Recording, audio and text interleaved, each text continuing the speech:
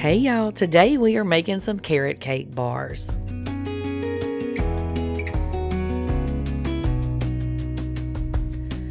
Okay, so with carrot cake, you gotta have carrots, right?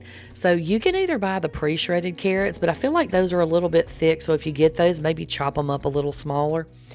But I just have this fancy little cheese grater, or I guess whatever kind of grater, and I just grated up. I peeled some carrots up, cut them in pieces, and then just grated them up until I got the amount that I needed. And you need a cup of shredded carrots for this recipe. And y'all, please forgive my voice. I'm still a little bit under the weather, so the voice is a cracking and she is not acting right. So if I sound a little different, that's why. But I'm going to do the best I can to get through this, okay? All right, once you get your carrots shredded up, set those over to the side, and then we're going to start on our batter. So the first thing that you're going to need is 1 cup of light brown sugar packed, okay? And then you're going to add to that 1/2 cup of melted butter. That's 1 stick of butter. Melt that all the way down. And then we're going to mix this up. Now, a lot of times when you have a recipe that you're baking, you take your sugar, whatever kind of sugar you have, and your butter, and you mix it like with a mixer to make sure that it gets smooth. This recipe, which I found on Pinterest, did not call for that. So I did not get my mixer out for this. But I would say, especially if you feel like your brown sugar has some lumps in it, then just get your little hand mixer out and mix it up until it's smooth. Because you don't want like hard chunks of brown sugar. You know what I mean? So just go ahead, like I said, get this all mixed up. And don't worry about if it looks like, see the edge, like the butter's kind of separating. It's going to all mix in together, okay? So once you get your butter and sugar mixed together, add you 1 egg. And then you're going to add some vanilla. You need to add about a tablespoon of vanilla, and we're not going to talk about that cheap vanilla. Look, let's not get into it, okay? Just add your whatever vanilla you have. Then you're just going to mix it up until you get all that egg good and mixed in, okay? You don't want any big, areas where you've got egg, like stringy egg or whatever. So once we get that all mixed together, we're going to add in our all-purpose flour. You're going to need 1 cup, and,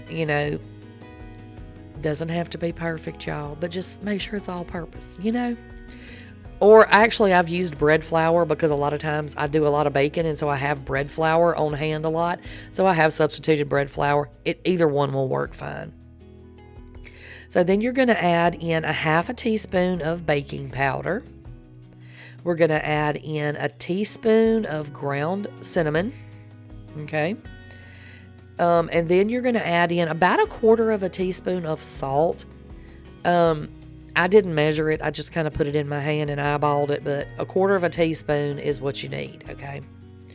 So then we're going to get this all mixed up. You want to get it completely mixed up until you don't have any more streaks of flour, until everything is completely mixed in. Okay. And if I didn't say so, I don't think I did. Get your oven preheating to 350. Okay.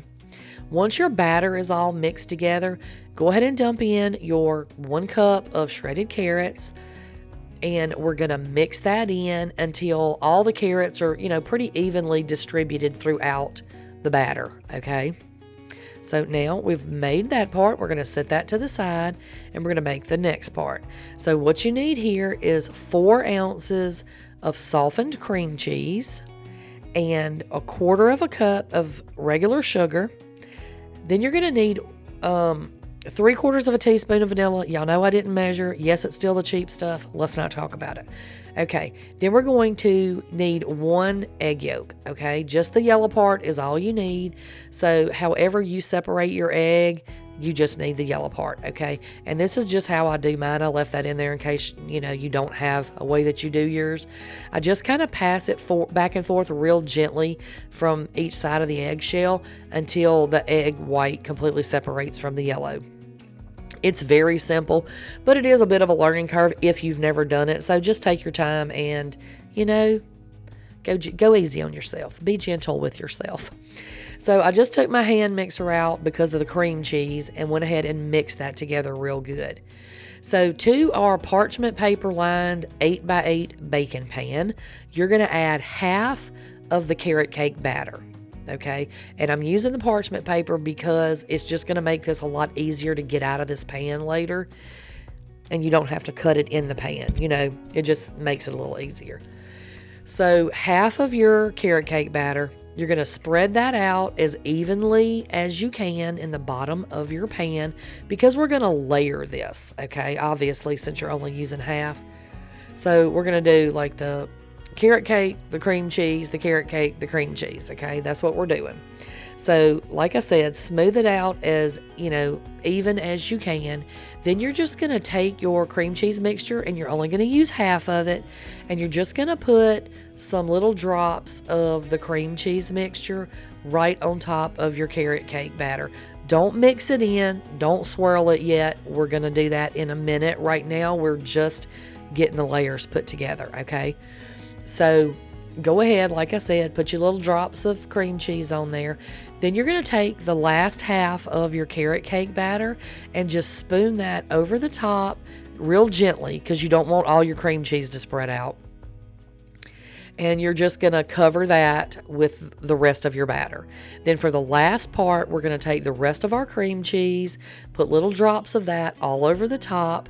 And then for this, I'm going to swirl this with a butter knife. You can do this with a skewer if you want to.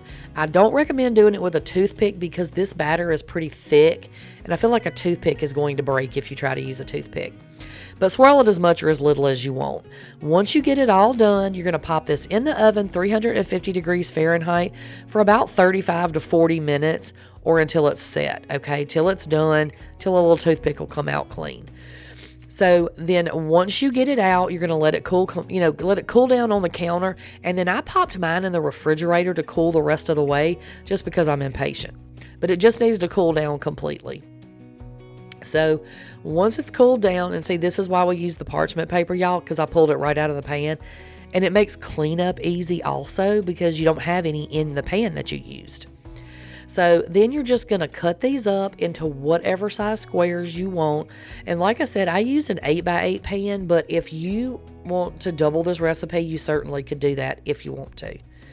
So this is what they look like on the inside. You can see all your little pieces of carrot, and then you can see like the little layers of the cream cheese kind of running through there. Y'all, these things are so good, and they're so easy to make. So here's our little bars. If you like carrot cake and cheesecake, this is just the best of both worlds, right? So if you like those things, you definitely need to give these a try. All right, well, that is all I've got for y'all today, and I'll catch y'all on the next one. Bye, y'all.